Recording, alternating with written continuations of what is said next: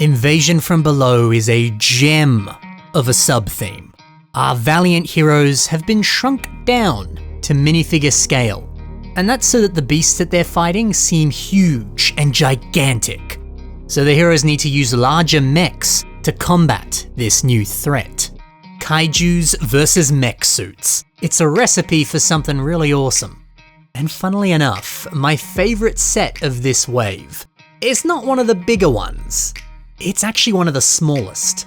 Jawbeast versus Stormer. It's a real treat. Why is that? Well, let's discuss that and a few other things, like revamps and all the wonderful pieces in this set. Back in 2014 when this set released, it retailed for the grand price of $10. $10 frickin' dollars! Wow. It was the perfect, cheap little introduction set. It was like a little appetizer, readying you for your larger meal. The larger meal, of course, being some of the larger Invasion from Below sets. And actually, you know what? I think you needed to be readied for those sets. Why? Well, look, as cool as Invasion from Below was, it was a wildly different approach to previous versions of Hero Factory. Because in the past, we had heroes versus villains. There was a very specific format and look that we always went back to. But now we've got smaller heroes in mech suits fighting kaiju. It's understandable if you were a tad cautious and confused about this new sub-theme. It is very different. But hey, you can pique your curiosity with a cheaper little $10 set and see if it's for you. And I would dare say that this is one of the best introduction or kind of appetizer LEGO sets. Because it does a bang-up job of showcasing everything that Invasion from Below has to offer. Why is that? Well, you see all these exciting new pieces. Like this fascinating jaw and mouth. The way it opens and closes, it is endless fun.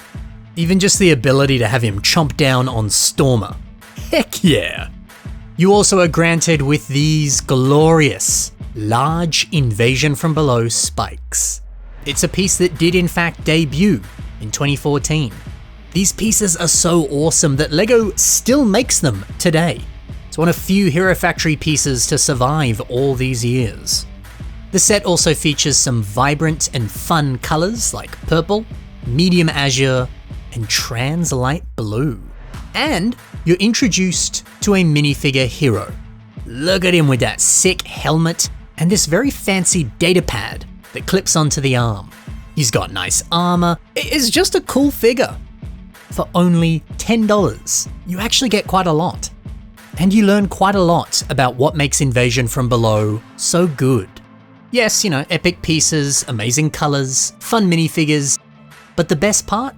That electric hero versus monster dynamic. This is such a fun little battle in a box. Sure, you don't get any mechs, which is a shame, but hey, you gotta leave them wanting more. I remember buying this set, and I think it was my very first Invasion from Below set. And I loved it so much I went, okay, I gotta buy some mechs. That's kind of the point of these sets. You spend a little bit of money, and it entices you to spend a lot more money. But I actually like that there's no mech in this set, because there's a fun scrappy feeling to Stormer, a lone knight, having to go up against this gigantic monster. It's triple the size that he is. How the heck is he gonna defeat him? Well, you get to decide when you play with the set. I don't know, this is a frickin' triumph. Great value for money, a fun little action-packed toy. It's the best. And not for nothing. Jawbeast looks so cool. He's also kind of cute. Look at how much you can pose him. I don't know, I like him. I just can't fault this set. It's perfect. Perfect. Down to the last minute detail. So I want to continue praising this set by discussing the parts selection. There's some good stuff. Like for example, those large Invasion from Below spikes. Ooh, baby. These are so good that I'm going to show you 3 ways that you can use them. Gunner24, well, they've taken a lot of them and used them to build feathers. I love the way it's drooped over, kind of looking a bit like a cloak. maybe you can use these pieces to build feathers, like folded in feathers. Wow. But if you don't want to do that, do what Bionicle has done here. Turn them into feet. The pointed design is so distinct, and it's a lot of fun. Sure, you can't really place it on the ground, but that's what this stand is for. I like it. Or hey, why not be a little bit more subtle with this piece?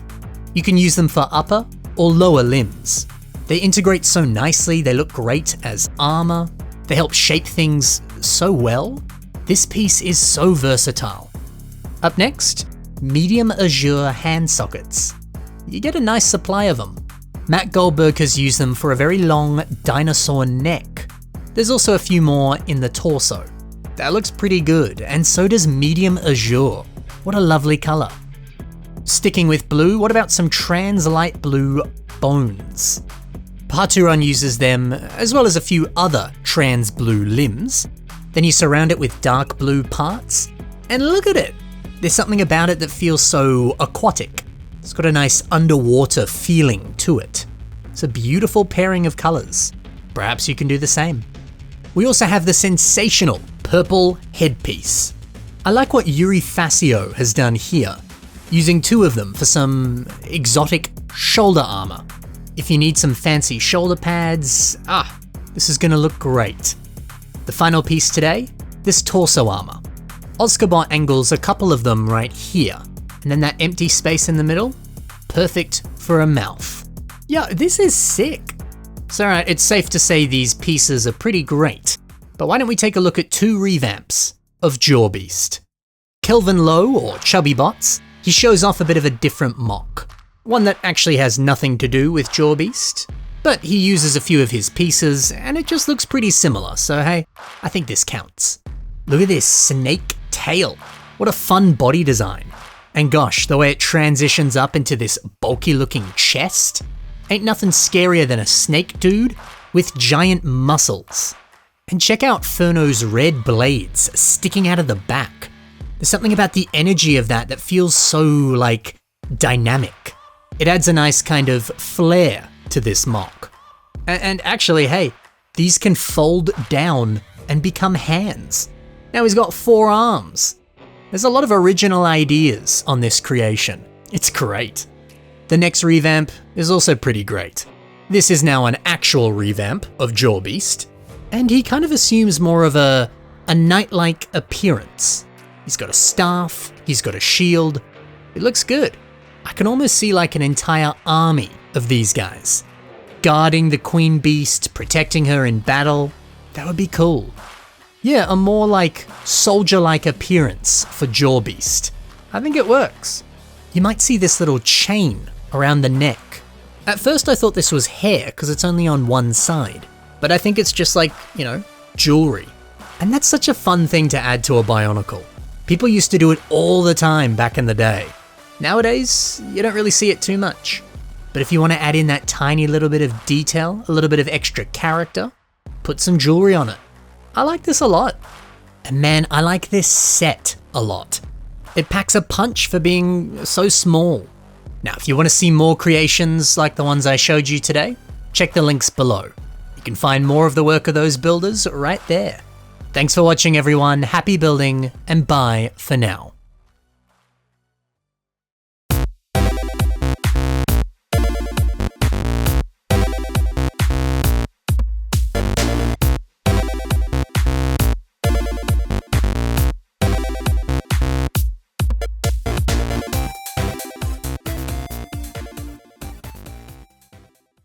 Dude, when is LEGO gonna give us another mechs versus monsters theme? I'd love to see that.